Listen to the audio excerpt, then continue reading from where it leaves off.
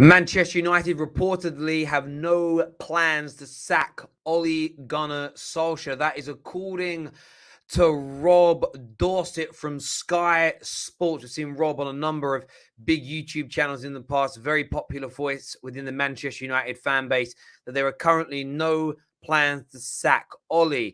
This flies massively in the face of what many outlets and many other broadcasters have said in the last few weeks. Anything from it being a when rather than an if.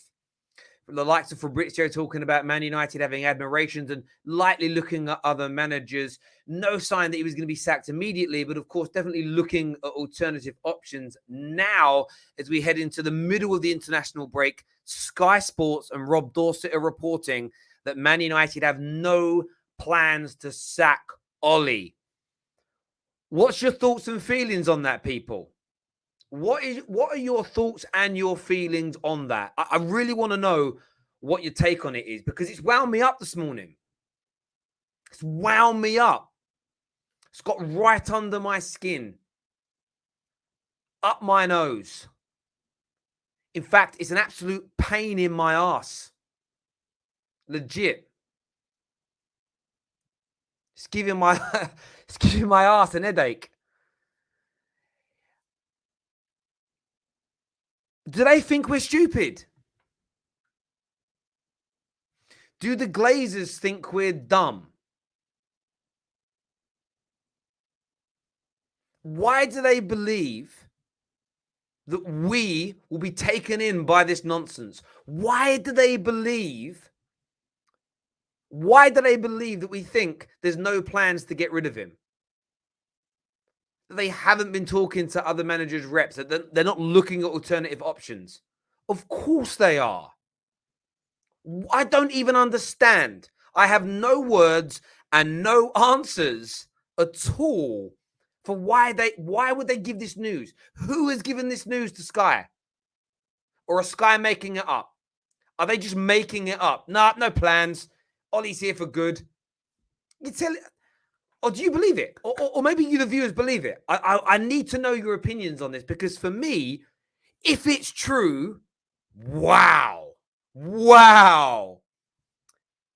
If it isn't, and this is, I don't even understand the PR angle. I don't get it. You're trying to calm the fan base down? Are you trying to make us so desperate that when you do appoint the new manager, whoever that is, we overlook maybe that person's inadequacies? I don't know. I don't understand it. Or maybe it's just because there are no plans. Maybe there are no plans. And if there is, either way, I'm getting bolder by the day and even more angry with this football club. At the very least, control the damn news. Control the news. If you see a big newspaper say it's a matter of when, not if, say no, it isn't. We've got no plans to sack him. We know he's going to back him publicly, or at least brief the same news to the same newspapers. It's so frustrating. Every day, a different report, confusing the fan base, getting on people's nerves.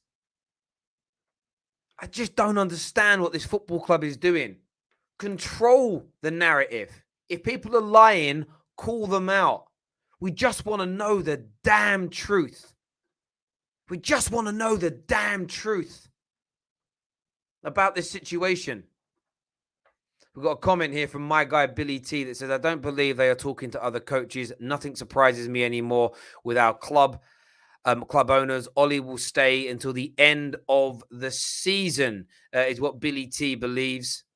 Would United fans take Alex Ferguson until the end? Yeah, look, I'll be honest about Alex Ferguson. I don't want him to take it.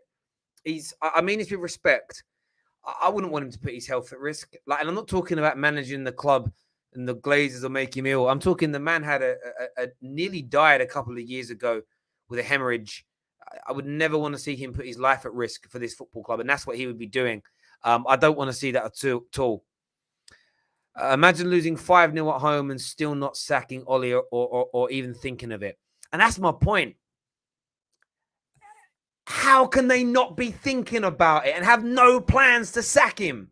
I'll put it this way, right? This is why there's part of me that thinks either Rob Dorsett's making this up or someone is from the club is bullshitting. And we don't want the bullshit. What I want is a very clear message. We're being supportive of Ole, but things must improve quickly. That makes sense. That makes me more relaxed. No, how can you not have plans to sack a manager who's losing at the rate that he is? That doesn't even make sense. It makes no sense. It's crazy to me. It's crazy.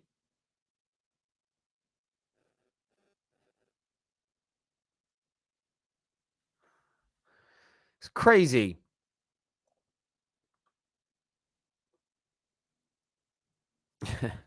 Tactical play to bring share prices down and then appoint a new manager and watch the share prices rocket is what Max P's got to say. Maybe. And like I've said, I'm just annoyed that this situation hasn't been cleared up and clarified. When are the players returning to training? When are they back from their holiday? In just over a week's time, we play Watford. Why are they not training? Why are they not working on something new? Why are they not working on fixing the problem at Man United? What are they doing? I haven't seen the updates. Maybe they're back today. I haven't seen any pictures. Normally there's a journo or a photographer outside the ground. What's going on at the club? Think about that. Why are they not training? Why are they not working to fix the season if they've got no plans to sack him? How is a holiday going to help?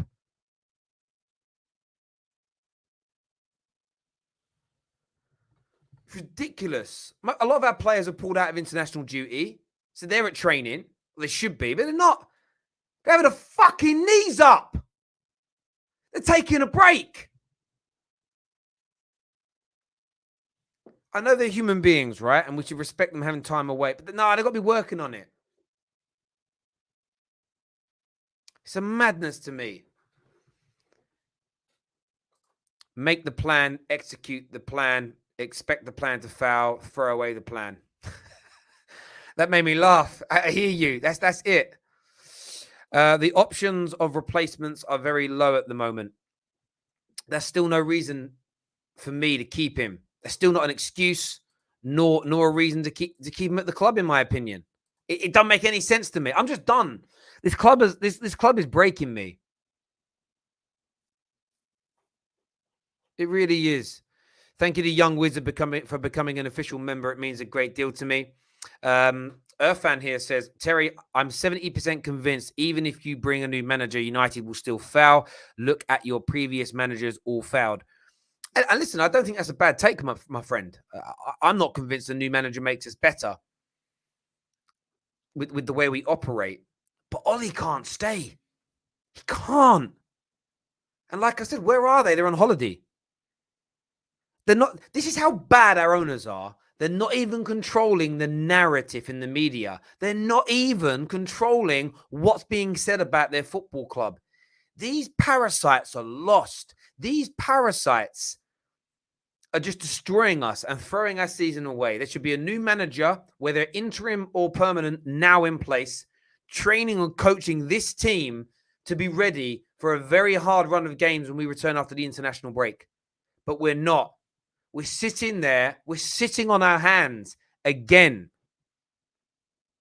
It's atrocious. And today, some of you might believe Ole's here till the end of the season, and that's on you. For me personally, that's bullshit as well. It's just, honestly, Jackanory every single day. Steve here says Blackball FC the protest took over 5 years. It did, and they stopped going to games as well. They stopped going to games. I'm pretty sure I remember reading about that, if I'm being honest. Man United will probably keep Ole until the end of the season, which will fall out of the top four again, which will make it harder for other teams to get in front of them.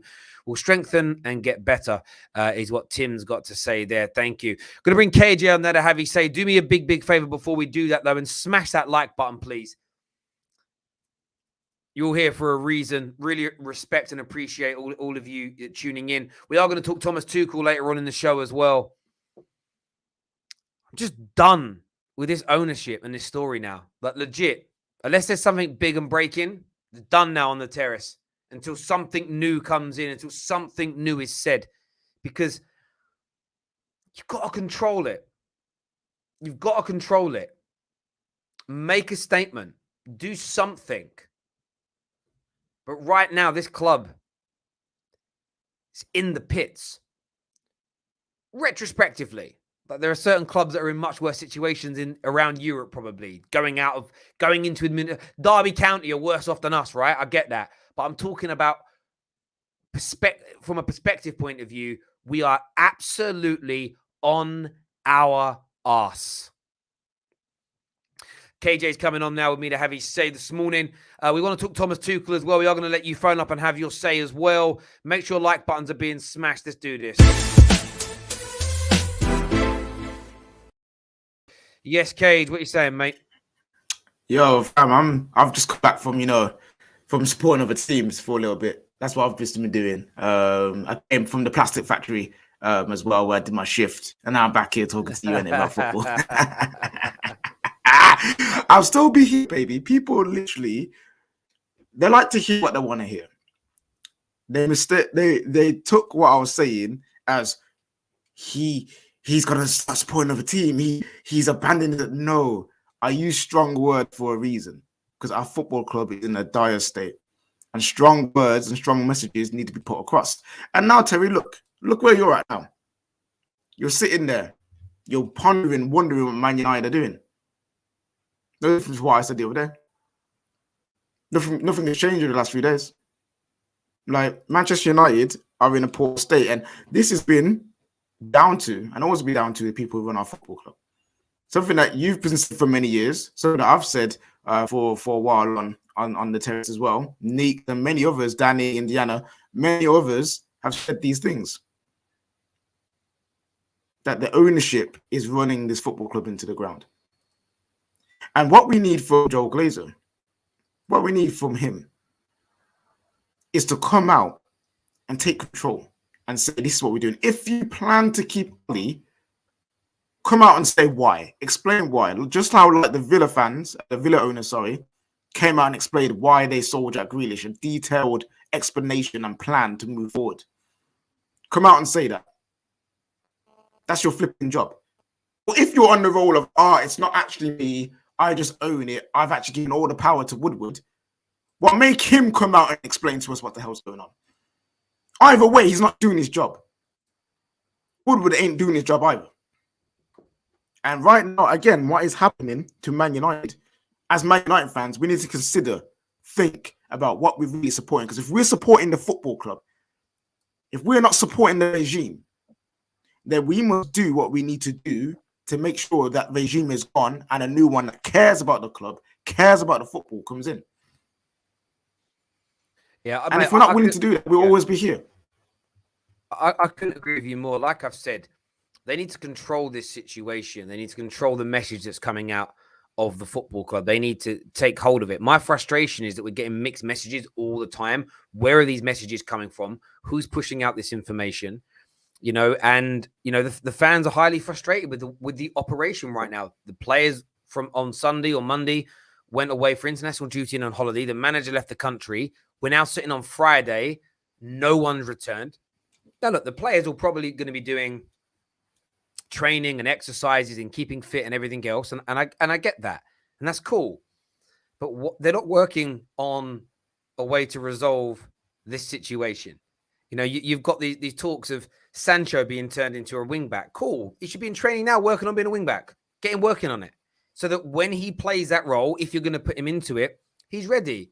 What's going to happen is we're going to come back over the weekend, do some light training. The international boys aren't going to get back until midweek. And then we're going to have 1 or 2 days work and then expect to go against Watford, expect to then play well against Villarreal in just over a week's time. We have one of the biggest games of our season against Villarreal. Lose that in Spain, we're practically out of the Champions League. We then go back-to-back, a space of 4 days. We play Chelsea and Arsenal. 2 teams riding high right now. And this club has absolutely zero direction right now, more so than anywhere else. And S. Wade here has said, Terry, you backed Ole for years and years. Now he needs you the most and you want to give up on him. Shameful. Joke. United hierarchy are clueless. Yeah, do you know what? I know you're joking about that. Again, my backing of Ole, do you know what's really interesting? My backing of Ole was more to do with the narrative we were being spun by the club. They were building something for the long term. And Ole was, from a consultative point of view, was important for that, helping to build what was needed. My view was always that we would need a better manager to take us to that next level. So I know you're only joking because you watch the show regularly, my bro. This moment now is how I know this club is not serious, because it's falling apart with this head coach. It is not a difficult thing to do if there's a club system. You don't need a manager. The interim doesn't even need to be a good manager. You just need a good coach. An interim can be run by a coach, because the managerial element by now should be picked up by the board and by the directors and by the technical directors at the club, who will manage the football club even without a head coach or a manager there right now. There is a way through it when somebody at the helm is struggling. That's where my frustration is at. And even the messages that are coming out are not being consistent. They should brief their trusted journalists. If they're not looking at another manager, no one's come out outright and said, even Laurie Whitwell said, I don't think they're seriously talking to other managers. You notice how that as of now, they're not. And that's because the message is unclear. And that message being unclear is frustrating. And this is why I think... Sorry, go on. Finally, Manchester is and will be blue. Comment here says, Arsenal, Liverpool and Man United have American owners. The only difference is that Klopp is doing an exceptional job. FSG need to go. That's an interesting one. Sorry, you were going to say something as well, bro. Sorry. Yeah, and this is why I feel like what the Sky and the reporter came out with is guesswork. He's probably asked, is Ole going? Probably got no response. And it's like, all right, cool, that must mean he's staying.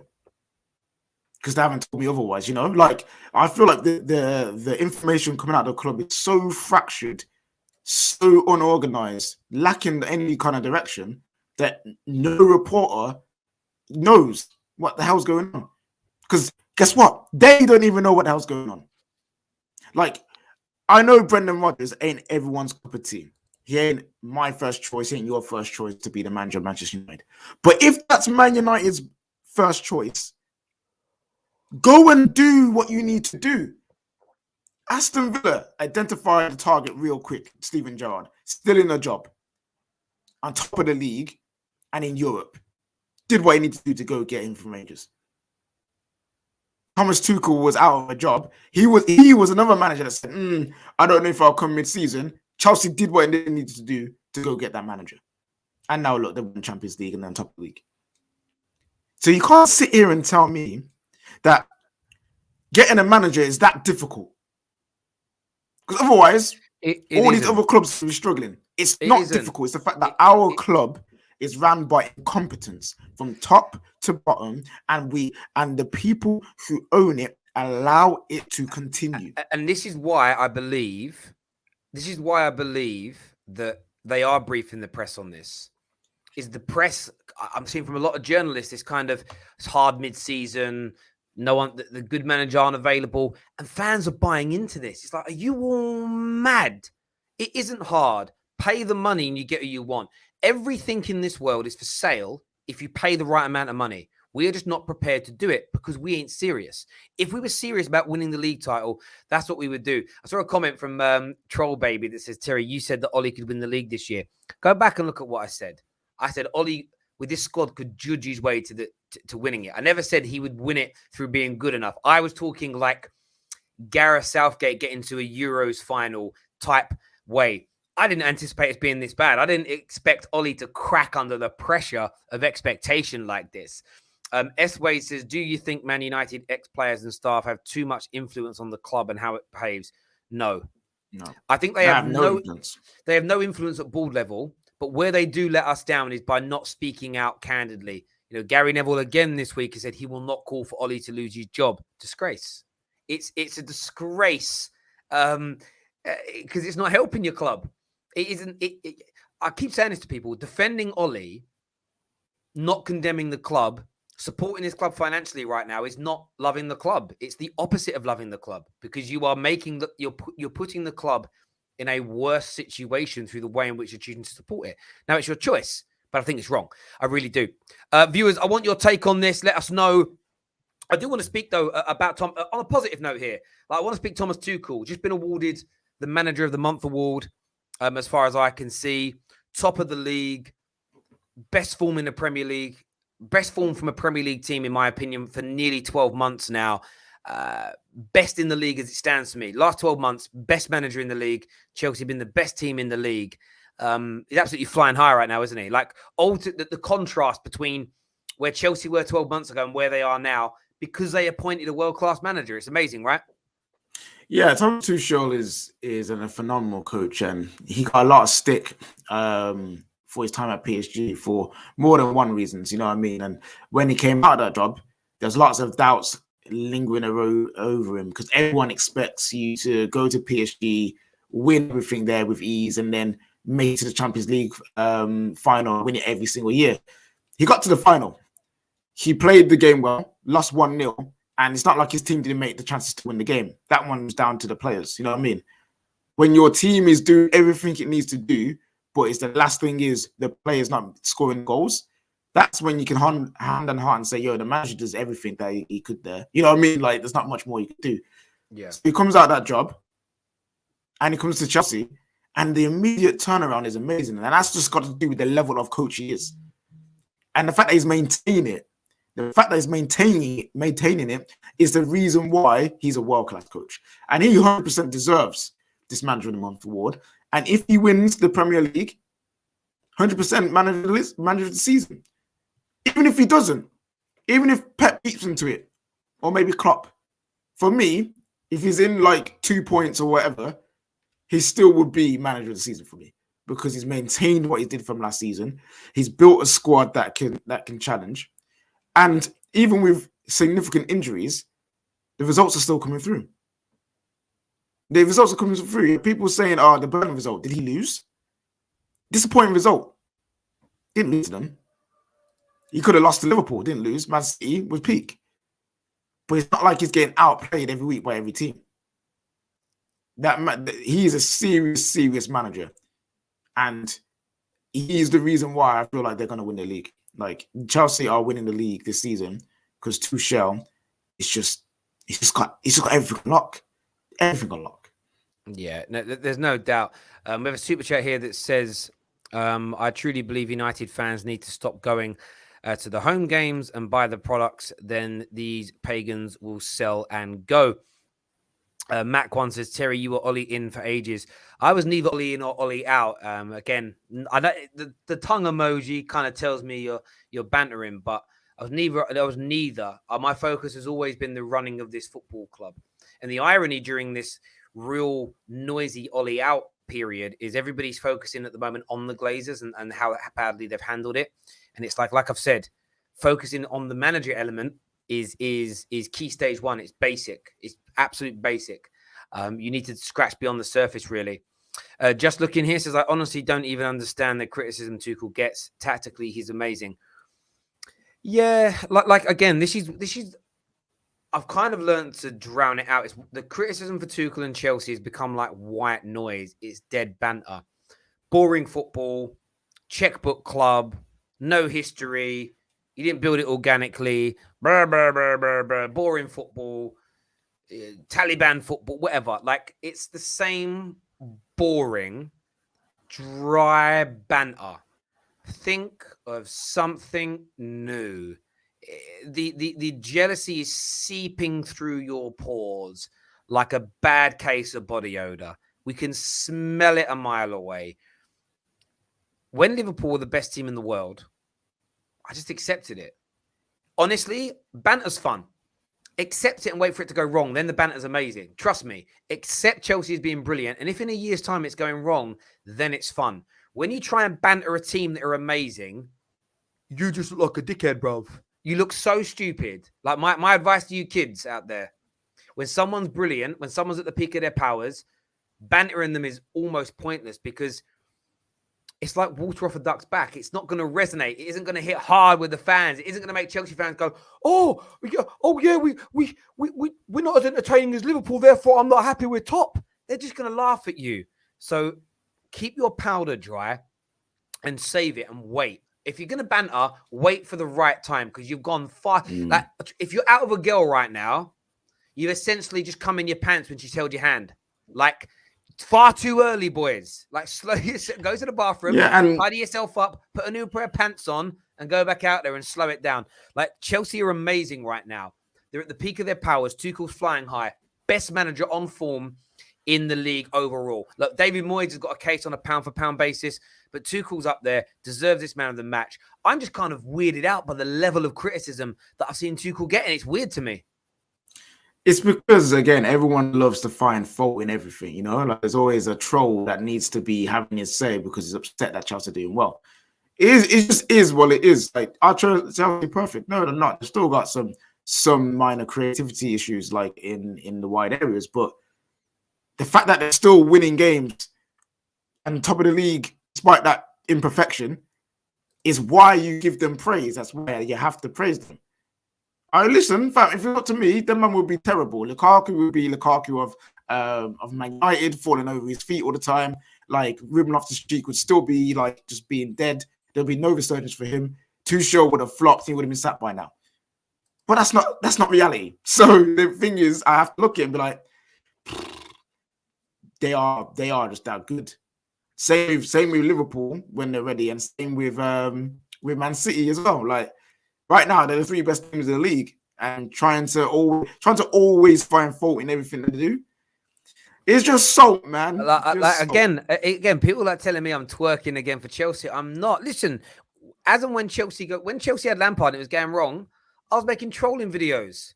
I made a Christmas song taking the mick out of Chelsea. I'm not afraid to do it. When Liverpool were flying high, this is to you, LFC 4L. I was praising you every single time. Why? Because I had to, because you were the best team around. I waited until you fell off the horse and then I laughed. But when you're on the horse and you're riding high and you're making every jump, what is there to laugh at? It's a little bit like if you're a UFC fan taking a miss at trying to banter Usman right now. How? He's literally the best fighter on the roster right now. Legitimately is. It's like trying to make fun of Khabib. How? It's like, look at Conor McGregor. Now Conor McGregor's getting crap because he ain't the best anymore. When he was the best and he become the champ, there was nothing to banter him about. So you wait, and all the people that disliked Conor have waited until he's fallen off, lost his crown, lost his throne. Now they're on his neck. I'm just saying, when Chelsea are at their peak, I'm not going to banter them. Honestly, bantering Chelsea when they're the best team in the country, I don't understand it. I don't understand how it makes any sense. Joshua here says the club gave everybody a mini party, so no train for players not having a game time, players who have no faith in the management, lack of preparation. I kind of get what you're saying there. Yeah, I know. I think it's basically also saying, like, now because those players have like no minutes under their belt for the next 2 weeks, when the players come back to training, Ollie's still going to pick the players that he normally plays anyway from international break because they've been playing football, you know? And that's his excuse not to start Van Beek or Sancho or whoever, right, you know what I mean? Right. And the cycle just continues. Going to add David to the stream with us now as well. How you doing, Dave? I'm great. I'm fine. Your framing's always so off. Like there we go. There we go. You're so tall and you slouch. That's better. Yeah, that's better. I've seen. Well done, by the way. I've seen pictures of you playing American football, looking all slick. Yeah, first game, first win. We got Welsh Derby this weekend, so yeah, nice. Looking forward to it. Yeah. Good. What are you here to talk about, bro? Long time no speak. Thomas Tuchel. That's what I want to talk about. My first question for you is this: why are you guys getting so much stick from rivals right now? Because I feel when he first came in, everyone thought he was going to be a failure. That's what I think. I think everyone was like, because people don't really watch the French league or they don't watch the Bundesliga. So everyone was like, oh, well, Klopp won 2 titles and Tuchel won none. And then everyone heard about him being a flop over in PSG, even though he won every single trophy except the Champions League. And I feel like everyone expected Chelsea just to kind of do what happened under Lampard, be good for a bit, and then there will be a point when they just drop off. And it just hasn't happened, and people are just waiting for it to happen. And obviously, especially because it's Chelsea as well, and people don't particularly like Chelsea, whether that's fans or media, everyone's just waiting for it to crumble, but it's just not happening. And it won't, because everything about this Chelsea squad, underlying numbers and numbers that you see on the bloody screen, they're all fantastic. So people are going to be sat here waiting for a very long time. The only way I see Tuchel things starting to go wrong is if the board starts being special, but I don't think they're going to be, because our board's normally quite good. So I don't see where things are going to fall apart. So I'm really happy with where things are. Yeah, I think things are really good right now. There's a super chat here that says, praise Chelsea, it's good. They totally deserve it. But once again, target Liverpool while selling your narrative is a little interesting. I haven't targeted Liverpool. I'm using Liverpool as a case in point, that as a Man United fan that talks about the top 6 clubs in England on his channel, when Liverpool were doing well, I'll praise them. When they fell off, I criticize them. If Chelsea do fall off, I will criticize them. If Man United improve, I'll praise them. If we do badly, I'll criticize. I don't understand what football fans want. You're not going to get on the football terrace a situation where just because I'm scared to lose Liverpool followers, I'm scared to lose Arsenal followers, I'm not going to say what I truly think about the football club. The reason I have my core group of followers is because, and many Arsenal, many Liverpool, many Chelsea, many City, many Man United fans that watch this channel over generic channels, is because they want that honesty, and from me and from our panelists and from you in the comment section. So I'm really sorry, but I'm not going to change that element of the football terrace whatsoever. That isn't changing at all. In terms of, I think deserves manager of the match. You could maybe argue David Moyes. Well, in fairness, David Moyes, he beat Liverpool in November, so that's probably why. I always find it weird. You give it like, sometimes you feel like that should be part of that little cluster as opposed to manager of the month. But he's killing it right now. I did have one question for you, David. When Lukaku's back, does he get straight back into this team, or do you think he's got to fight for his place again? Do you know the thing is? I think he will come straight back in, but it's Chelsea don't have a set 11. Like, it's not like Ole, where it's like, these are my 11 players, and that's all I'm going to do. And all of these guys on the bench, no matter what you do, you're not going to play. He's switching out people left, right, and center. So Lukaku will get minutes when he comes back. I don't think he necessarily has to fight for his place. He just has to, when he comes in, perform, and then he'll get picked again. But I think a lot of Chelsea's tactics are built around having a main striker, because against Burnley, we had 25 shots on goal. We just didn't have that lethal person up front that could actually convert those shots into goals. So he is like very essential, and I think we still need a third striker, like an actual proper third striker. But I just really hope that like he comes back and he's back on form, like his starting form, because before he got injured, he kind of tailed off into not bad form, but he just didn't score goals, and that's when, you know, pressure starts mounting up, especially when you're £100 million player. So yeah, very, very true, very, very true indeed. Igal's here with us. What you saying, mate? I'm doing well, man. I just wanted to know, since when does one Champions League trophy with Chelsea put you in the same category as Pep Guardiola and Jurgen Klopp? I feel like there's a lot of cap going on. This whole Chelsea fan base is bigging up Thomas Tuchel a little bit too much. Let him win the Premier League before you put him in the same category as serial winners like Pep Guardiola and Jurgen Klopp. They have accomplished so much in the Premier League in the short time that they've been here. Jurgen Klopp has also accomplished stuff in Europe. Let Thomas Tuchel win a Premier League, or at least get another European trophy under his belt before we put him in the same category as those guys. He's a great manager, and what he's accomplished at Chelsea in the short time is amazing. But realistically, he's still not of that caliber, because I'm hearing stuff like he's going to be better than Klopp. Let it happen before you go overboard, because I feel like he could be sacked in a year's time if Chelsea don't win the Premier League. Let's be real. That's the reality of the situation. And at that point, you will have nothing to say, and you'll have egg on your face. To be fair, one thing I've heard Chelsea fans say is, on form, he's the best manager in the league. Yeah. I've not really I think- heard him say he is better than.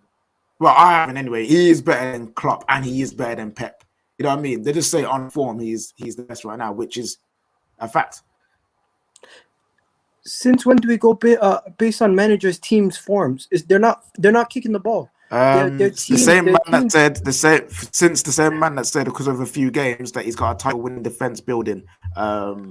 That is No, but that's Yeah, wait for it to tangible. happen. That's tangible. You don't base a manager's you don't base the manager's whole experience or their whole potential based on a couple of games. You can look at players' performances over a couple of games. Hang on. Wait, what? Chelsea fans are basing Tuchel's on 11 months in charge, about 10 and a half months in charge, and winning a Champions League. The Champions League is tangible, Igal. It's beyond. No. It's the ultimate tangibility. Okay. Once again, let me take it back to my main point. My main point is when it comes to Klopp and Pep, they've already done it numerous times.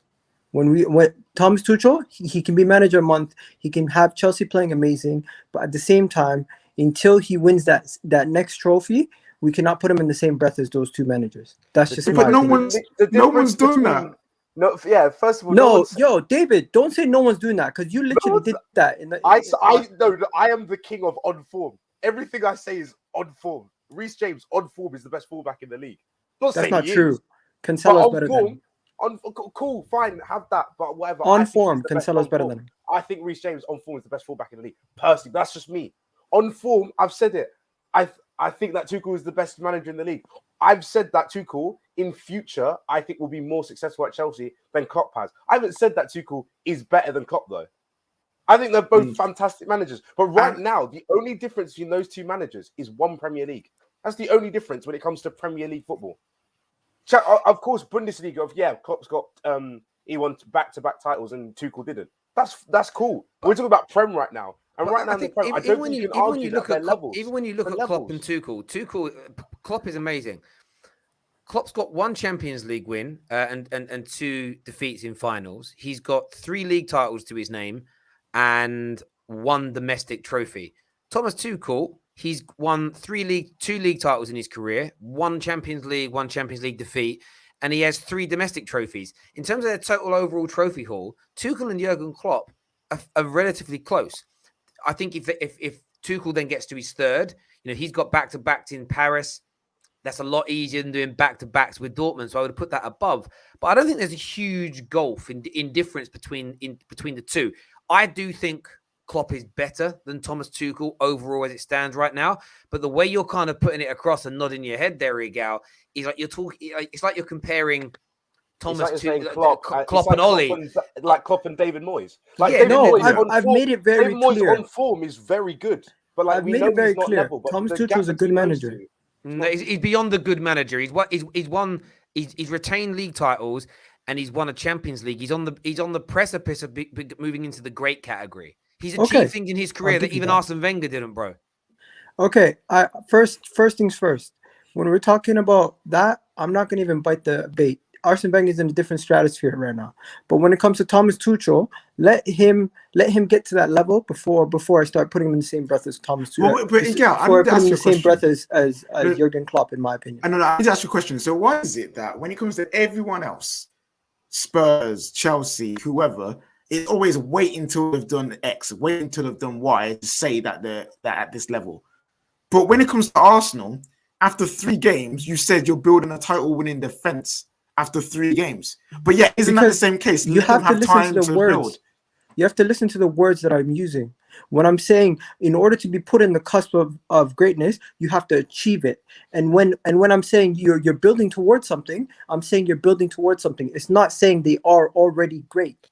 But nobody, two different things. But no one sat on here. No one sat on this show and said that Tuchel is in that great category. And to your point, what I'd like to ask you, I've got some super chats to do, which I'm going to do, and I'm going to ask you a question. Let me do these super chats first of all. First No one worries. here says, "This is how you know Ole is a fraud. The only right-sided winger forward better than Sancho is Salah, and he doesn't even give him a run of games. Free Sancho, he deserves better."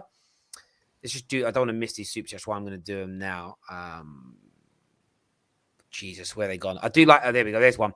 Igal says Ramsdale is the best on current form, but not with managers. Where is Pep's European trophy for City? Mind you, Tuchel had two, already has two with Chelsea. Igao is a joke. Stop, please. Just stop, please. Embarrassment. Whoever won the Champions League is an elite manager. I think that's very. I get that point. I'm not going to tell Igao to stop. He's very entitled to his opinion, but definitely elite managers. Tuchel also lost 2 finals, an FA Cup and Champions League. Yeah, of course. I actually think Tuchel and Klopp's records are so similar in terms of what they've won, finals they've lost in. They are neck and neck. So let me say it again. Tuchel is the best manager in the league right now. Igao, you need a tissue for your tears. That is from Chelsea perspective.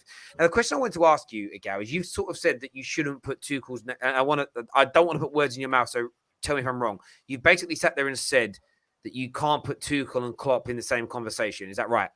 At the moment. Okay. So what is it that Jurgen Klopp has done in his career that puts him on a different level to Thomas Tuchel? I feel like what Jurgen Klopp has been able to accomplish with Liverpool and Dortmund is to a higher standard than what he's been able to accomplish at PSG, in my opinion, and Chelsea. When you look at PSG and Chelsea, he's walked into those teams and they were already winners in the past, and they're already teams that are somewhat built, where Klopp has had to build those teams. So, Igao, in your opinion, is Klopp better than Pep? Say it again? Is Klopp better than Pep? No, because what Pep was able to do is he's been able to sustain the success at City for how many years, and sustain the success at Barcelona for how many years. Those two are very close, but I would say what Pep's been able to do with the amount of trophies he's been able to get and the amount of achievements that he's been able to get, he just edges him slightly. But it's two different types of managers. One is coming into an opportunity where they have a lot of money, and the other one is coming into a system where they have to build and be very smart with their money. Well, let's not act like Liverpool didn't spend money. No, I'm not saying Liverpool didn't spend money, but Liverpool, they have to be smart with their spent their money, and it's not even trying to be like knock on Klopp. Klopp is an amazing manager, and I also believe he's better than Tuchel. But legit, Tuchel's not that far off him.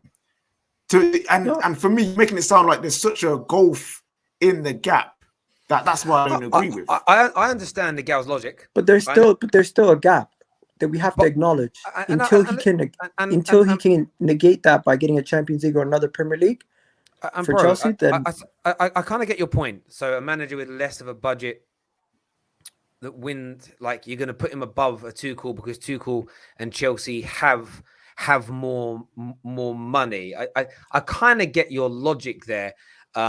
It's the that's same. not what I'm saying. What are you saying then? I'm saying he came into a team that were not playing well. He turned them around and won with what he had. I'm giving him credit. Thomas Tuchel, that's impressive what he did with the Champions League win. No one's taking that away. But what Klopp has been able to build and what Pep's been able to sustain for those many years is just a lot better. Okay, and a lot longer. But on the building side of things, it sounds like you're sort of suggesting that it's a better achievement at a Liverpool because they spend less money and they have less resource than Chelsea. Is that what you're suggesting? No, that's not what I'm saying. I'm saying what he's been able to build throughout the time that he was at Chelsea, and basically building a winning side is a big accomplishment in comparison to coming in and making a team a winner right away. You already have the tools to your disposal. Where acquiring the tools and making the team, you have to be credited for that. So I want to ask an example because I'm trying to understand. So if Man United sack Brendan Rodgers and he comes in straight away, takes over this squad, and starts winning Champions Leagues and Premier Leagues, that's a good achievement. But if Ten Hag comes in, rips the squad apart, and takes 3 years to start winning, that's a better achievement than Brendan Rodgers doing it straight away. No, because you wouldn't have the actual comparison if the two happen like that. At the end of the day, the person who's able to build a squad from a team, for example, if you're able to build a squad like Arsenal to a title-winning side, or a team like Tottenham to a title-winning side, would be a lot more of a bigger accomplishment than it would be to take Manchester United's current team and get it to a winning side. So obviously, like Fergie coming into a broken Man United and building them up to what he did is a huge achievement, as opposed to taking over a club that's been winning. That already has the tools. that's already got one of the best defenses in the world, like when Arsene Wenger took over Arsenal, and just like made a brilliant team just click together in the final pieces like Tuchel is a lesser achievement than taking over a broken football club or a broken team and building it over a fight. I hear you on that. I hear you on that because I was going to ask you, Gal, when you're talking about Tuchel's time at Dortmund compared to Klopp's time at Dortmund, because obviously that's a really like easy way to compare them. Are you going to account for the fact that he lost Lewandowski and Götze, who are both probably the two best players in the league in that last season? And he had to come up against a Bayern Munich team that signed his two best players before he even got there. Are you going to take that into account? To be fair, I didn't even mention his Dortmund time because he didn't win. He didn't win in his Dortmund time. When I compared it, I was comparing his time at PSG and at Chelsea, where he won trophies, in comparison to Klopp's time at Dortmund and Liverpool.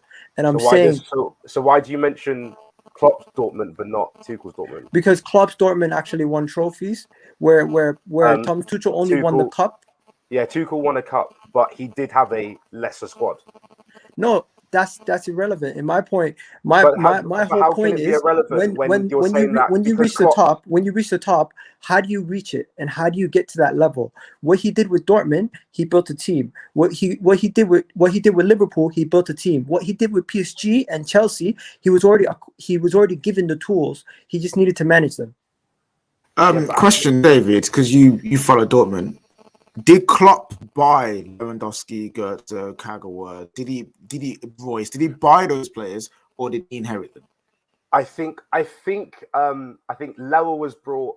I want to say Lewa, Royce, and Kagawa. I think Hummels might have already been there, but I'm not too sure on the time. But you guys agree with me, right? No, my point is that Egal, when it comes to that, you're saying that Klopp's really good at taking over lesser squads and making them better. Right, Tuchel took a Dortmund team that you're not. The thing is, you're not even counting this bit of his career, which I think is actually far more impressive than most people consider. Bayern Munich bought all of Dortmund's best players, and he still competed with them. Yes, he lost in the end, but he still competed with them. So you're saying that even though Klopp he's only outperformed a better team once in the Premier League with Liverpool.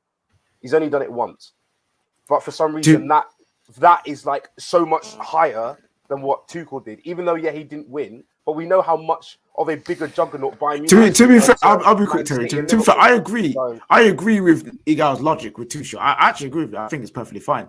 I don't think the gap is as wide as he may think it is, but that's fair enough. My only thing is, Igal has all this logic for everyone else. And then when it comes to his own team, he's allowed to say what things. No, but KJ, you're the same guy. That's my main thing. You're the same guy who said, "Bun the rivals." I'm a United fan. You're the first person who said that. So let's be honest.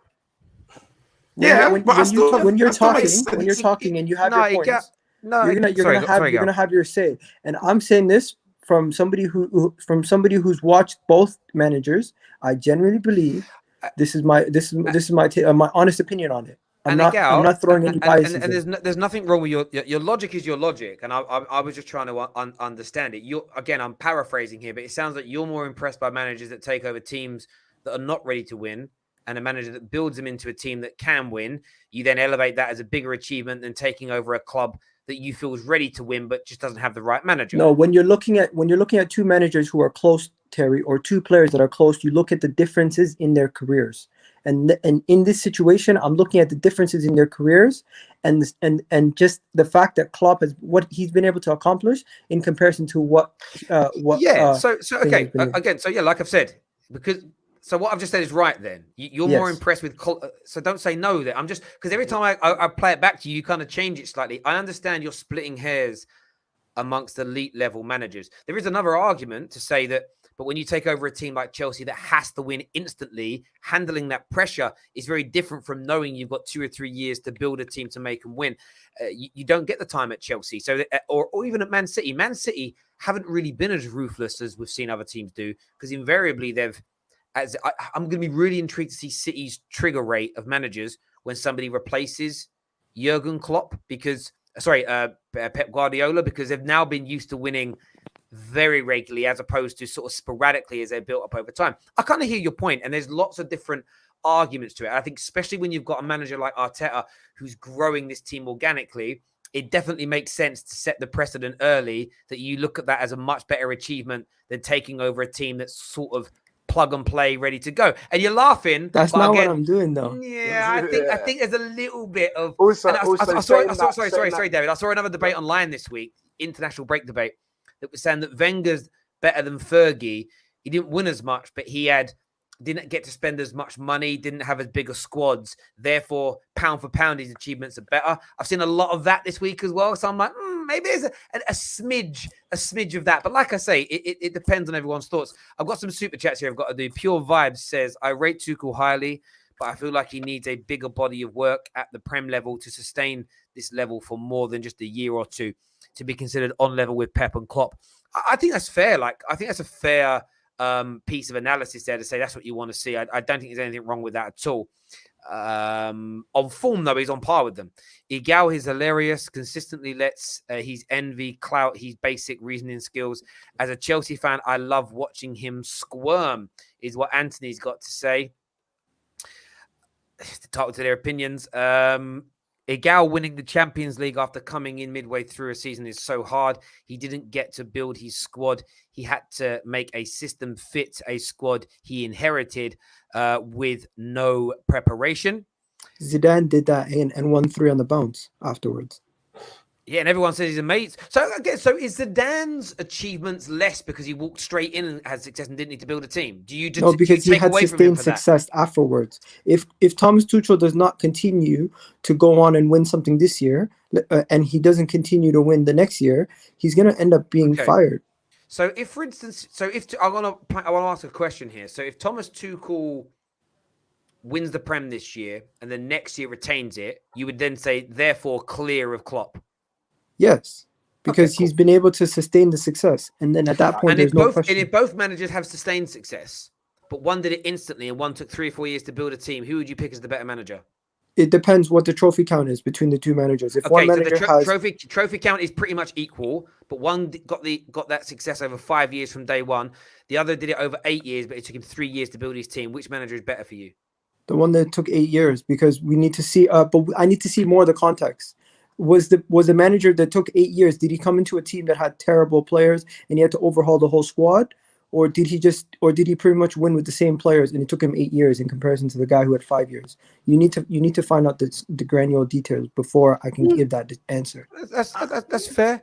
I get your point. I mean, there's so many counter arguments of, well, I look at the Jurgen Klopp situation. We now look back at the squad that Klopp inherited, and we're like, oh, look at some of them players. That team nearly won the league the year before that. Do you know what I mean? Like, it was very close to nearly winning the league, and it was raved about. But your mindset does change. I remember Man United fans, when we had Schneiderlin and Bastian Schweinsteiger and Depay, we were like, wow, title-winning settings. When we signed Zlatan, Mkhitaryan, and Pogba, title-winning settings. And then you look back at that squad now, you're like, that's awful. But it does change. Josh here says, Tuchel is a good coach, but let's not act like he's nearly bottled top 4 last year. Bowed out by Tottenham, let an injured Liverpool team finish above them, is what Joshua's got to say. Good points being made. Question to Terry and KJ. Before they came to the Premier League, who would you sign for United, Tuchel or Klopp? Mine's blunt, Klopp. And again, people think I would go with Klopp as well. I'm more pulling on Igal's point of view rather than the overarching end section. I would always have picked Jurgen Klopp because his style of football suits for me Man United as in our traditions more. The way that Klopp came got me shook differently. Like Tuchel coming in, I knew he was going to do well. I was like, crap, man. But the way I saw when they announced they got Klopp, Liverpool, I was like, oh, it's over. We're finished. And yeah, the way that Klopp shook me coming into the Premier League, I'd take that every day of the week. Like, give me that. To be fair, I remember David was really saying you guys are not prepared for Thomas Tuchel when he comes to Chelsea. First day when he signed. So I'm like, I'll give it to you. You did call he was going to have success at Chelsea. Yeah, no, I looked at our squad and thought he's going to, he won't do what he normally does where he'll be like really attacking. It's going to be very defensively based. But I mean, I knew he was going to do well because he's not a fake. He's a fantastic manager. Again, I think if you have the debate, he is third in the list right now. but he definitely has potential to come to be second or even first for me. Definitely. And are we gonna do this on form manager thing? No, I didn't know Yes. this was a thing. I do on form. Rudiger's the best centre back in Europe right now, on form. Or Christensen, one of the two. I don't care. On form, Jorginho is the best centre mid on form right now, allegedly, according to the Ballon d'Or. So yeah. Is this a new thing, Terry? Because I'm pretty sure when we look at form, don't we just look at players, or do we look at managers? Now, are we going to start looking at? Of course we do. Well, we've always looked at managers. I'll give you an example. How well has David Moyes done in the past year to 18 months? He's done very well with West Ham. So we look at him and say, in the last year to 18 months, he's been one of the best managers in the league. No. Yeah. But you wouldn't put him. If you ranked everyone in the Premier League right now in terms of like their whole overall careers, he wouldn't be in the top 4, top 5, maybe not even in the top 6. But on form in contemporary terms, he's brilliant. Mikel Antonio on form as a player last year or so has been amazing. But you wouldn't put him you wouldn't put him probably in the top 10 strikers in the league when you look at their careers. We've always done form on managers. No. But and do you know how we know that? For players. Because you've given Manager of the Month awards away for 25 years. That's form. Okay, you're right. I digress. I mean, there's a comment here that says Di Matteo did what Tuchel did and won the Champions League mid-season. Again, there's a context to it. He wasn't doing as well in the league at that time, and he started the season awfully. By the way, if Di Matteo had the win ratio, the lack of goals being conceded, and was top of the league come November the 12th when he was in charge, I think he might have even lost his job before now. He wouldn't have got sacked. So there's again, you're taking out like the progression of Chelsea under Thomas Tuchel as well. And he had that backbone of Lampard, Terry, Cole, Drogba, Cech. So he had the Chelsea guys at the time. So there was no room for failure then. This team's very young, and a gal saying Tuchel came into a team that was meant to win. Lampard literally the season before was like, we're not here to win, we're just here to take part. So yeah, I think a gal's being a bit disingenuous when he's talking about, oh, Klopp did this and Tuchel did that. I gave him credit. Don't for a second take it. I'm not taking anything away from him accomplishing the Champions League and winning the Champions League. That's great for your club and that's great for his legacy. But at the same time, don't act like he's streets above what he is. He still needs to win a couple more trophies to get clear of a guy like Klopp. Klopp has just done too much in the game, and he's accomplished too much at Liverpool and Dortmund for me to say. For me to say Thomas Tuchel's there right now. But you got to show me these people that you've seen saying that he's on the same level as Pep and Klopp, because I haven't seen them. So if they exist, if you quote the Ghetto, and we're talking the spaces on Twitter, that don't count. Spaces on Twitter don't count. Show me. Okay. They don't count. They don't count. He's laughing. They don't count. They don't count. Let's be honest. It will not take you too long. Even somebody in the comment section just earlier was saying Thomas Tuchel is up there. Let's be honest. I think he's up there. He definitely needs to be in the conversation. I feel like it's. Sorry, go on, mate. Go on. I feel like it's one of. So go on, David. You go. Yeah. I was just saying, like, when people always talk about people are like, oh, Klopp, Guardiola, and I'm like, yeah, Tuchel, he deserves to be in the conversation. I'm not saying he's better than them, but he has to be in the conversation. He does, for me, personally. I get that. And look, and there's always context to it. Like a lot of people in the comments are pointing out that the Klopp inherited a team. It didn't have the Suarez in it. Gerrard was either already gone or was on his way out. I think Sterling had left by then as well. So yeah, there were 2 or 3 holes in the squad, but majority of the point I'm making is the majority of that squad was still there. You can now look back with hindsight and say the majority of that squad wasn't good enough, but with Suarez firing and Steven Gerrard playing, Brendan Rodgers almost got that team to win the league. Jurgen Klopp's done a wonderful job, but Jurgen Klopp clearly looked at that squad and was like, for my football to work, I'm going to need to absolutely overhaul it. I think, and I'm not having a pop at him. I'm simply making the case that there'll be some that will argue that if you can go into a team and implement your style straight away and coach people to change the way they play and other things and make it work, there's credit in that as well. I think both things demonstrate a brilliant manager, someone that can take a squad that isn't his squad, implement their style almost instantly and make it successful. That's great. But there's also something great in building a squad from scratch and building it in your own image. Everyone's going to have a different view and opinion as to what they prefer. Typically, what you're going to prefer is what your favorite manager has done. So, or what your current manager is doing. I'm very aware of that. For instance, in 3 years' time, when Klopp leaves and a new manager comes into a brilliant squad at Liverpool and starts winning, you suddenly start to see a little bit more of the narrative being, if this conversation was happening, it would be actually taking over a brilliant squad and having the expectations to win instantly is so hard to do. We need to credit Gerrard or March or Nagelsmann, who comes in and does it.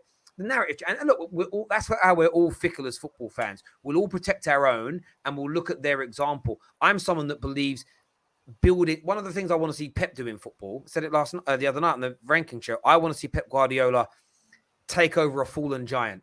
I want to see him take over AC Milan and turn them back into the best team in Italy and one of the best teams in Europe again. In the same way that we've seen Ferguson do that at Manchester United, the same way we've seen Jurgen Klopp do that at Liverpool in recent years. Build something that used to be amazing back to that level.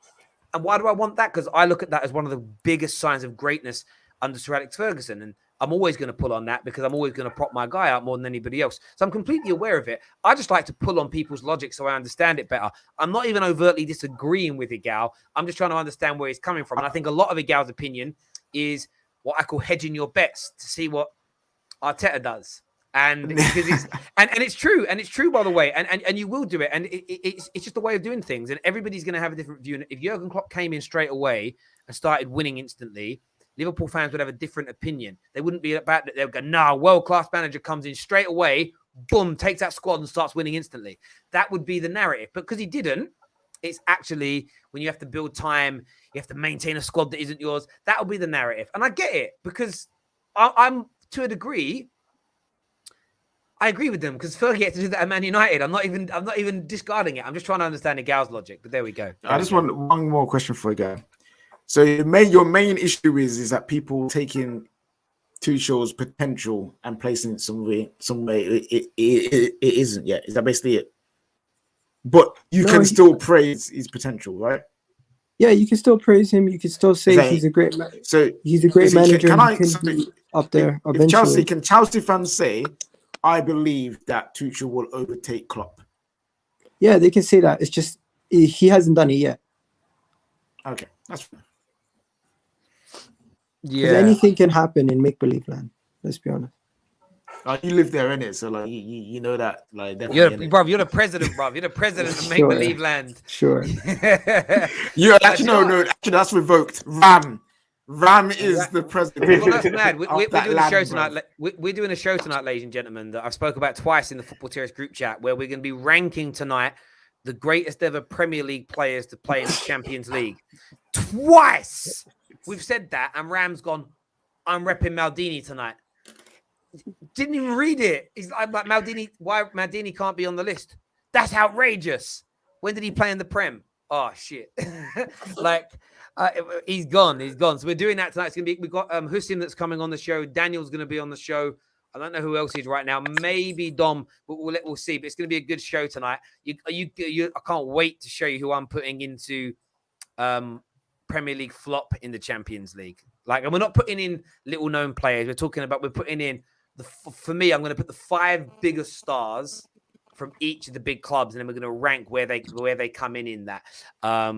So yeah, it's going to be good. A comment here says bought Kagawa, Lewandowski, Ilkay Gundogan, and Hummels for $10 million.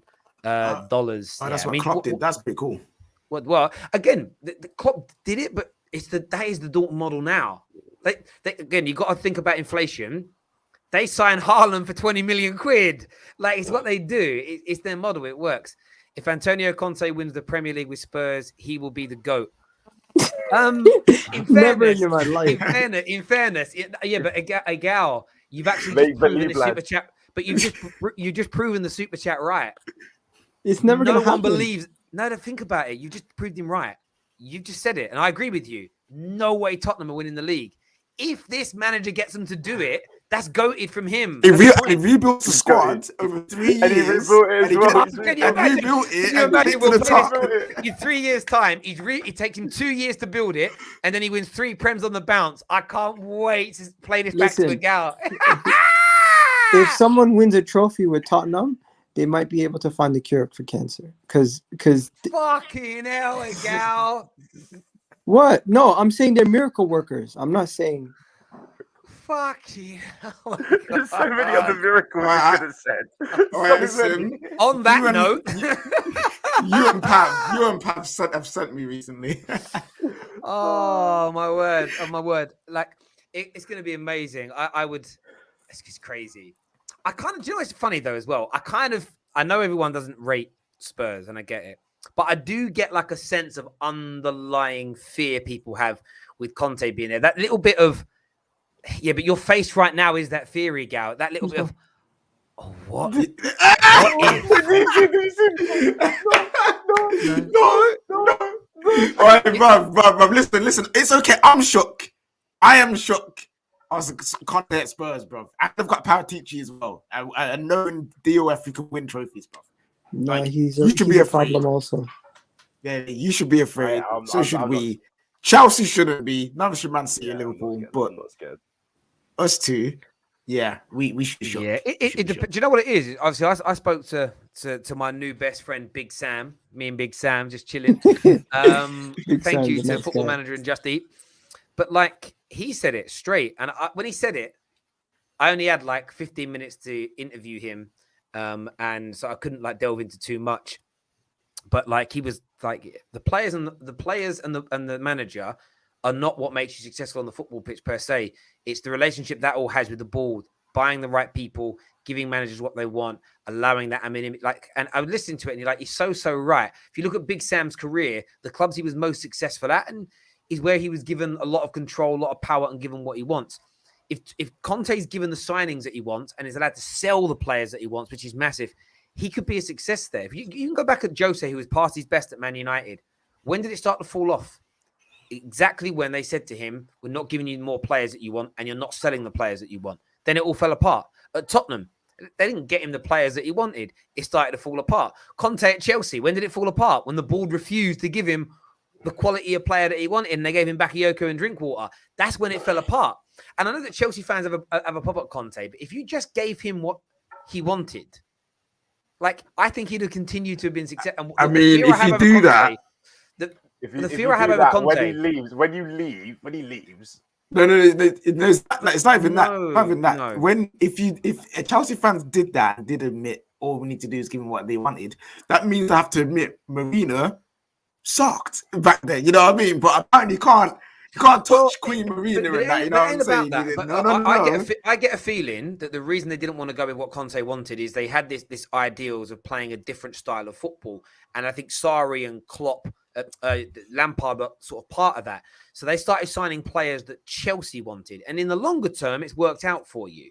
The point I'm making is if Spurs give Antonio Conte everything he wants within reason, I don't think he'll leave if they fight tooth and nail for a player and lose out to another club.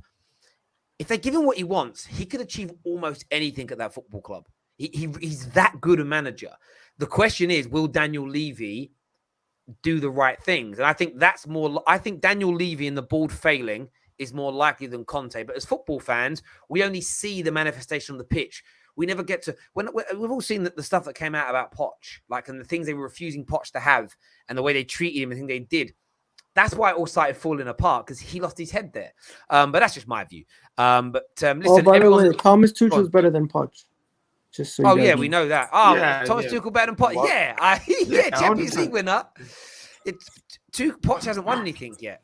No, Yeah. no, But no, as soon as, wait, but remember, Terry, as soon as Poch wins something big, he's better than Tuchel, because why did it Spurs? The building was amazing. That doesn't count. The building was He building didn't was win nothing amazing, with Terry. Spurs. It's Spurs. It don't count. It's Spurs. No, he didn't win nothing with Spurs. You have to accomplish something. You can't just build something for the sake of building. And to be years and fair, not look what he's accomplish brought at PSG. Messi, Mbappe, Neymar, that's building. You want to talk about buildings? That's Deal. building. Stop it. You didn't buy those players. You didn't buy those players. KJ, you're mocking it. You're mocking Igal it. just can't hide his disgust for Chelsea's success. It's pathetic, is what Rubles has got to say. He's worried about the threat of being, again, I already think they are the fourth biggest team in England, but he's worried that like that trophy gap that they talk about. Can I ask you a question, Igal? Yeah. Forget their legacy in football in general. To this point here, if Thomas Tuchel wins another Champions League and Klopp only has one in England by the time he leaves, and Pep never wins one, whose legacy would you put as the highest? It would be Pep. Let's say Tuchel wins 2 leagues, 2 Champions Leagues. Pep wins nothing else now, and it leaves at the end of the season. And Klopp wins 1 more league title. Who then? Based on that. Am I mistaken to say Klopp would still have 1 more title than him overall? No, Klopp would have 2 Champions Leagues and 1 Prem. No, but you just said Klopp would add 1 more to his name. Yeah, so 2 Prems, 1 Champions League, but Tuchel's got 2 Prems, 2 champs, and Pep's got what he was. I'm just interested to know, because I do think winning multiple Champions Leagues is so heavily weighted. Terry, once you start putting imaginary trophies, you have to actually factor in what they accomplished during that trophy. If they go and start going invincibles or near breaking records in every single category, and the other one just scrapes by picking up trophies, there's different context. I won't be able to gauge that. No one scrapes by winning Premier Leagues. Everyone wins it because they deserve it. No, let's be honest. Everyone wins it when they deserve it, 100%. I agree with you there. But there's ways and margins of victory. But again, I do get the point. Margins of victories. But it works both ways. Like though, the right? way City did it, where they clear everyone by 20 points. Yeah, they do. But there's a counter argument to that, which I think stands up more. Right now in the Prem, barring Man United, Arsenal, would you say Arsenal, Chelsea, and a handful of other teams are better now than they were when City did the Centurions? Yeah, because the point gap is a lot closer. So if there's better teams now, if 3 or 4 teams are now better than they were when City did it, if City win it this season by just say 5 points, but they beat off 4 or 5 really good teams rather than no competition, that for me is a better achievement for Man City. I agree with you. So my point would be this: if you're an unbeaten heavyweight boxer and there's no one else as world class, and you win all your fights and retire 30-0, but there was never a hard fight you had, that's less of achievement than maybe retiring with 2 defeats, but you were in the most toughest era in heavyweight boxing for 30, 40 years. Do you get my point? So I think right now, winning the Premier League this year could be a bigger achievement than some of those high points totals of Liverpool's and City's, because there's 3 or 4 teams that are like so good right now in the league. And by the way, City or Liverpool might be the team that wins that. Terry. You're adding to my point, because I'm saying I would need to know the context of how those trophies were accomplished. Okay, so cool. So it's not about totals; it's about how they all won. I love how Arsenal fans have taken the word context and just whack it. Listen, everywhere. I don't know why. Whack it everywhere now. Whack it everywhere. KJ, I'm a human being. I like football. I can talk about football without having my Arsenal bias every single time. Come on. No. I'm not saying it's because of Arsenal bias. I'm just saying I've noticed a lot of Arsenal fans, whereas before they didn't used to, they said, but look at the context, look at the context. It's just like, okay, cool. Okay, but you guys know me. If I'm not going to be here arguing Fergie and Wenger, like Terry, I don't do that. When it comes down to if Fergie was at Spurs, you would argue Wenger's better than. No, but he wouldn't accomplish anything at Spurs, so there wouldn't be an argument. There it is. Yeah. No, I understand that context is important. My sort of point with context is there's an argument in every direction. Louis was on the other day and he was talking about how football, the standard of football, is so much higher now. Winning in this era is basically more valuable than winning 10, 15, 20 years ago. I disagree, because I remember those eras and they were equally as competitive. And of course, sports science and diets and fitness levels have increased, but there's a level playing field because everybody's have increased and got better at the same time. It isn't like, you're not taking. I think the Man City team now would wipe the floor with the Man United team from 1999 if you took it from a time machine and put them here, because the fitness levels now are higher. There just is the diets, the things you do. But what about the rules? Well, rules have changed as well. It's like I'll tell you a really good sport to do the comparison, and David will get this. Look at this. Go back and look at just Google like England rugby team from 1995, and then look at the rugby team now, and look at the size difference in the men. The rugby team now, and he's you know right. It's a They joke. would, It's a right joke. now, if a Oh. rugby team from this era played a rugby team from 20 years ago, they'd run through them because they're so. Even cricket's a great example. Cricket stars now are athletes. They never used to be. So lesser teams now would beat great teams of the past because they could run longer, hit balls harder. Golfers now are fit and healthy. They would beat people from years ago because they can hit a ball 50 to 100 yards longer because they're fit and healthy. So it's not about that for me. It's about kind of looking at it from there's always a context you can apply to these things. But I think back to like someone said to me like football now is at the best. And I think where the Prem was at its best was from like 04 to like 2011, when you typically had Man United, Liverpool, Chelsea, Arsenal, all of our teams every single season. And we banter it now, right? But every single season, any of our teams could have won the Champions League. We were all what that about good. this, Terry? And If you let take me just finish my point. We were all good enough in that era, weren't we, to win the Premier League and the Champions League? We all were. None. Even though Arsenal were looked at as a joke club for a little while, right? And I'm not even being rude here. If you'd have said in 2008, I think Arsenal could win the Champions League this year, no one laughed at you for saying that. It was a legit opinion. So winning the league title in an era where each of our four biggest teams could have all been Premier League and all been Champions League winners in that time, it doesn't matter. By the way, some of the points totals in that era were still high 80s, low 90s. Winning it then, is it not better now than actually, barring Liverpool and City in the last 3 to 4 years, if you've mentioned anybody else as a title contender or a Champions League winner, you've been laughed at? Legit. Like that era was amazing. And that's why, and again, people think I'm having a pop here. I'm not. That's why I think we're on the edge of another. I think we've just started the last 18 months. We're going into another era like that where we're dominating Europe and we have 3, 4, 5 teams in England that are all good enough squad-wise to win Champions Leagues and win Premier Leagues. Therefore, winning stuff in this next 2 to 3 year period is like beyond legacy building for me. And because there's so many people that are competitive. And trust me, if you win a league title where it's a close race until the last day of the season, but you've got 3 or 4 teams that are fighting you have to fight hard in the Champions League, the feeling and the emotion that it gives you is massive. City fans, I guarantee you, enjoyed winning the Premier League more, winning it on the last day or 2 of the season than winning it at Cantor. There's a different feeling to it, in my opinion. That's all I'm saying. That's all I'm saying. And that isn't to put down anybody's eras, but yeah. I'm gonna head off, Terry, but I was just gonna say, if you put a lot of these players in the Graham Souness days where they're physically abusing you, I think they're gonna have trouble. They might break some people's legs. Bro, so Souness could only run for about 30 minutes before you would have died. Like... Nah, listen, I'm telling you, bro. Oh yeah, this Souness, brother, when he starts to talk about PP and like, fam, you're a League One footballer, bro, in modern day, bro. So I don't see why he's even actually not even League One. I know League One footballers better than him, fam. Yeah, but it works both ways. If you put modern day players now back in the 80s, they wouldn't be able to hack, they'd lose. Vice versa, if you were to move a team from the 80s into now, with nowadays rules, they wouldn't last 30 minutes. They'd be on the floor coughing and spewing. These guys are smoking and drinking 3 or 4 times a week, like legit. So it's hard to measure eras like that. What you have to look at is the competitiveness of the leagues at those times and how hard it was to win things, how many teams were viable of winning titles, winning Champions Leagues each season. I think you have to look at those things, and you can't compare eras for me. You can't compare eras. And the maddest part about it is people say things like you're waffling, and that's because, and I get why a Liverpool fan would say I'm waffling, because you think I'm trying to downplay how good Jurgen Klopp's team has been. But you're taking out of consideration that you had a Liverpool team that won a Champions League in that amazing era that I've just spoken about. So I'm not, like, Chelsea won titles in that period.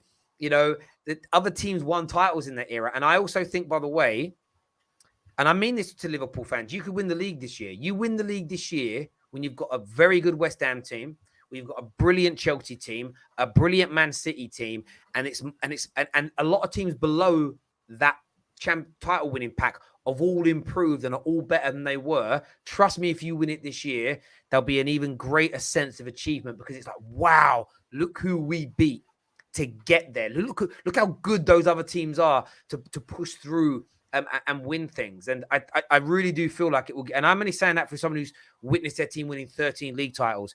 And the ones that we won with ease always felt good. The ones where we were fighting 2 or 3 teams away all season and every point mattered, they just resonate more. They live on in the memory more, and they always meant more.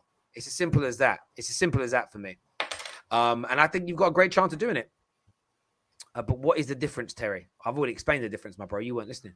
Listen, everyone who's tuned in, a massive thank you to each and every single one of you. Smash that like button before you leave. It really does a great job for us here at the Terrace. But until next time, we're back tonight, of course, for the ranking show, 9 p.m. We're looking at the greatest Premier League players to play in the Champions League. So make sure you're tuning in. We're going to be looking at all the big boys in that and ranking them up and down the spectrum. Until next time, people, take care. Goodbye. God bless. And we'll see you all again very, very soon. Bye-bye.